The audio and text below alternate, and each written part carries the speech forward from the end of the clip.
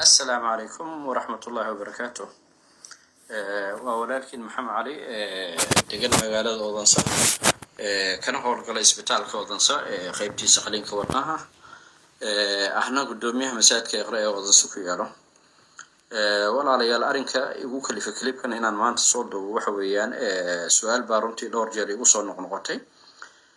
سؤال شنو waxay oranaysaa maadaama wadanku Denmark ay dawladdiisu go'aan gaartay in wadanka dib loo furo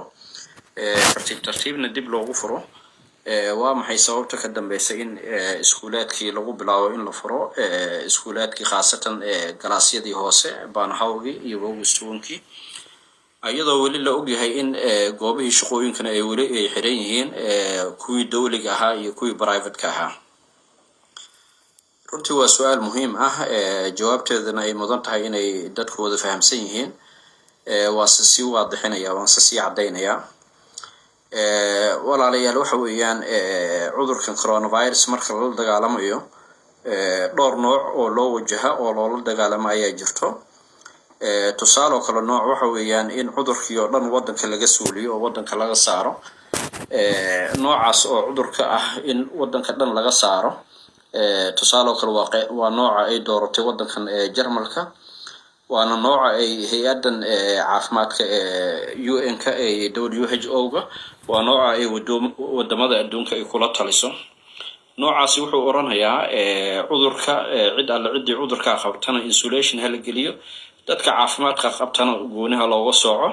intii cudurka u bugto oo maxaa la yiraahdaa isbitaalada taalana goonaha loo daaweeyo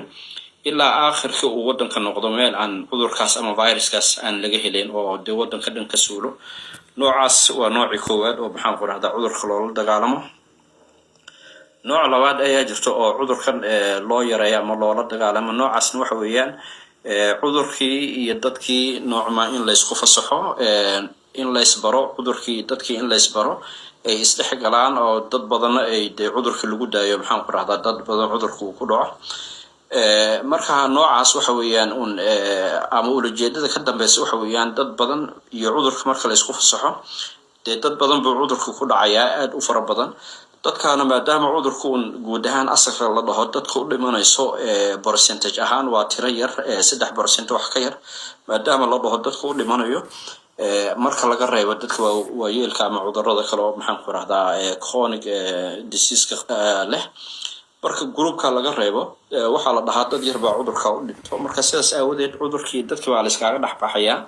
dad badan buu ku dhacayaa badankoodna waa ay ka kacayaan sida aawadeed faa'iidada noocaas yani la helay waxa weeyaan cudurkii haduu mar labaad uu yimaado oo dadkii ku dhaco waxa weeyaan dadkii hore cudurku soo tijaabiyeen hore ugu dhacay marka sida aawadeed isla markiiba haddana waxa weeyaan waa laga kacaya ama maba ku dhacayo oo doorkii hore ama markii hore uu ku dhacay baa cudurkii talaal ahaan buu noqday markay ka kaceen ka bacdeen marka istiraatiijiyada ay Denmark dooratay oo ay u aragtay runtii maslaxadeeda inay tahay waxa weeyaan waa noocan dambe oo ah cudurkii iyo dadkii hal isku fasaxo ha isbartaan dad badan cudurka ku dhacaan ha ku dhaco badankoodana markay insha Allah ay ka kacaan waxa weeyaan cudurka haduu soo laba kacleeyo muddo ka bacdi ama sanad ka bacdi haduu soo laba kacleeyo dadkii cudurku ay garanayaan jirkooda ku dhacay jirkooda ayaa xasuusto sida aawada talaal ahaan buu cudurku noqdo marka kuma dhacayo marka adu noocaas ay Denmark qaadatay sidaas aawadeed waxa la dhahay ilmahan yar oo daada ilaa galaaska shanaad iskuulaadka ha ku noqdaan dabcan ilmo yar oo maxaan ku raahdaa wada ciyaarayna shaki kuma jirto cudurkii inay isqaadsiinayeen oo ku dhacayo shakina kuma jirto cudurkii inay gurihii keenayaan waalidiintooda u keenayaan marka sida aawadeed groupkan oo ilmaha yar iyo waalidkan ilmaha dhalay sababto ayagu loo doonayo in loogu bilaabana waxa weeyaan ilmaha yar waxa weeyaan cudurka markuu ku dhaco ayagu hargab ahaan ayuu ugu dhacaa duray ahaan ayuu ugu dhacaa oo waxa weeyaan durbadii waa ay ka kacaan waalidka ilmahaas dhalayna sababto runtii loogu doortay waalidka ilmahaas yar dhalayna waxa weeyaan waalidka daahan waxa lagu qiyaasayaa dad 30 jir ah 25 jir ah qaarkood maxaa la yiraahdaa dad ilaa 40 jir ah 35 jir ah dadkaana waxa lagu yaqaanaa inay yihiin dad guud ahaan caafimaad qaba sidaas aawadeed waxa la dhahay waalidka ha lagu bilaabo maxaan ku raahdaa ilmihii guriga cudurka ha u keenaan kadibna waxaan ku raahdaa ha ka kacaan sidaas aawadeed waxa la helayaa tiro badan oo waalidiin ah oo cudurkii ku dhacay oo haddana ka bogsootay iyo dee ilmo badan oo cudurka ku dhacay haddana ka boodeen marka istaraatiijiyadaas ay Denmark doortay istaraatiijiyadaasna magacay leedahay